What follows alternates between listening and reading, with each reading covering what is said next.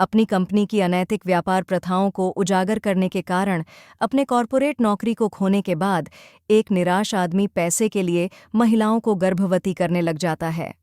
एक सुबह वाड़ा अपने सामान्य आदेश के अनुसार 4 कॉफ़ी एक विक्रेता से खरीदता है, जो प्रोहेजिया फार्मास्यूटिकल कंपनी की इमारत के सामने खड़ा होता है।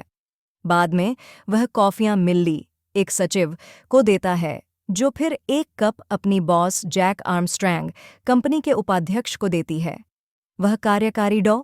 शिलर के कार्यालय में जाता है और सहकर्मी कहता है कि वह अभी हाल ही में उनके नए वैक्सीन प्रेक्सेलिन के बारे में सोच रहा था। फिर वैज्ञानिक आदमी से पूछता है कि क्या वह शादीशुदा है, और जैक कहता है कि वह नहीं है, लेकिन उसका मानना है कि शादी करने की सही उम्र 31 साल है, क्योंकि उस उम्र में व्यक्ति बच्चों के साथ खेल सकता है, लेकिन अपने परिवार के लिए देखभाल करने के लिए भी पर्याप्त बड़ा होता है। हालांकि वह पहले ही 30 साल का हो चुका है और उसे यकीन नहीं है कि वह कभी शादी करना या बच्चे होना चाहता है। हालांकि डॉनिन शिलर का कहना है कि उसे जितने बच्चे हो सकें उतने होने चाहिए, क्योंकि उसे यह महसूस करने में बहुत देर हो सकती है कि करियर पर ध्यान केंद्रित करना सब व्यर्थ था। कार्यालय छोड़ने के बाद जैक वह भयानक भावना नहीं हटा सकता जो उसे वैज्ञानिक के शब्दों को सुनकर हुई थी। इस बीच परेशान डॉ. शिलर खिड़की से कूदकर कॉफ़ी कार्ट पर गिर जाता है, जिससे न केवल उसकी मौत होती है बल्कि निर्दोष विक्रेता की भी जान चली जाती है। वह कार्यकारी कमरे में वापस दौड़ता है, लेकिन जब वह सड़क पर नीचे के खूनी दृश्य को देखता है तो वह समझता है कि वह बहुत देर कर चुका है। बाद में आदमी अपनी सहकर्मी मार्गो से बात करता है, जो वैज्ञानिक की मृत्यु से परेशान नहीं लगती, क्योंकि वह इस बात को लेकर ज्यादा चिंतित है कि खाद्य और औषधि प्रशासन या FDA प्रेक्सेलिन को अस्वीकार कर रहा है। उस शाम महिला जैक को बताती है कि पुलिस का मानना है कि डॉ.सी. शिलर ने अपनी जान खुद ली।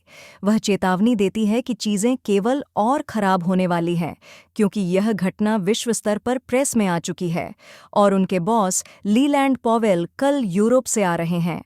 अपने कार्यालय में बैठे हुए कार्यकारी एक आवाज़ सुनता है और उसका पीछा करता है एक छोटे कमरे में। अंदर वह जिमी और अन्य अपरिचित पुरुषों को कागजात चीरते हुए देखता है। गुस्से में वह कर्मचारियों से पूछता है कि वे क्या कर रहे हैं, लेकिन वे उसकी सत्ता की अवहेलना करते हुए उसे कमरे से बाहर फेंक देते हैं।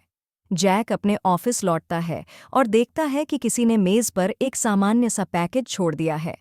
अंदर उसे डॉ.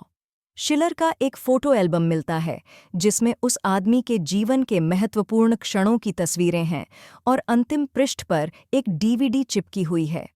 रात को बाद में कार्यकारी उस वीडियो को देखता है, जिसमें वैज्ञानिक यह खुलासा करते हैं कि लीलैंड पावेल, नए नियुक्त CEO, ने अपने साझेदार को बताया था कि FDA ने प्रेसेलिन को अस्वीकार कर दिया है और उन्होंने कंपनी के स्टॉक में $350 मिलियन का मुनाफा कमाया।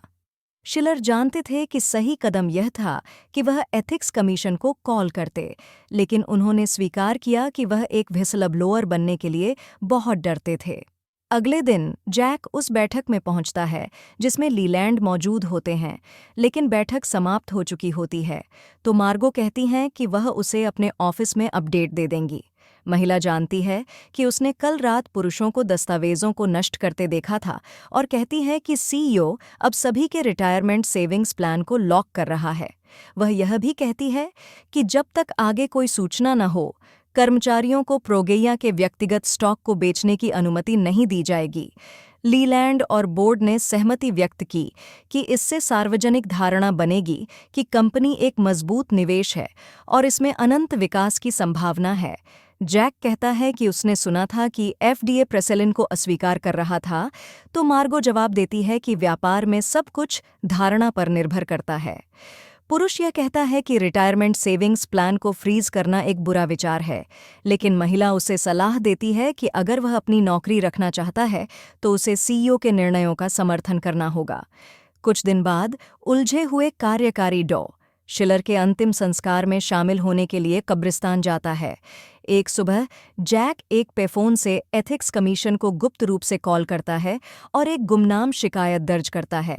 अगले दिन वह एक समाचार रिपोर्ट देखता है और जानता है कि securities and exchange commission (SEC) ने प्रोगेया में संभावित एथिक्स उल्लंघनों की व्यापक जांच शुरू की है, जिसमें उच्च स्तरीय कार्यकारी के बीच संभावित इनसाइडर ट्रेडिंग की जांच भी शामिल है। ऑफिस में मार्गो उसे बताती है कि उसे कंपनी में उसकी स्थिति से हटा दिया गया है, क्योंकि यह पता चला है कि वह वही था जिसने एथिक्स कमीशन को कॉल किया था।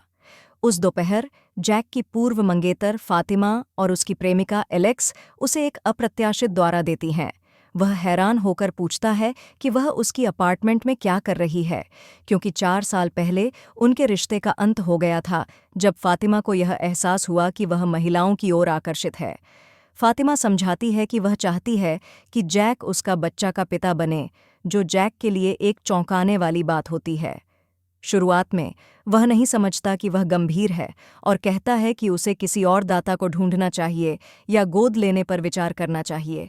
हालांकि पूर्व मंगेतर इसका विरोध करती है कि वह गुमनाम दाता प्रोफाइल पर भरोसा नहीं करती और बताती है कि 2 महिलाओं के लिए एक रिश्ते में गोद लेने की प्रक्रिया कितनी कठिन है।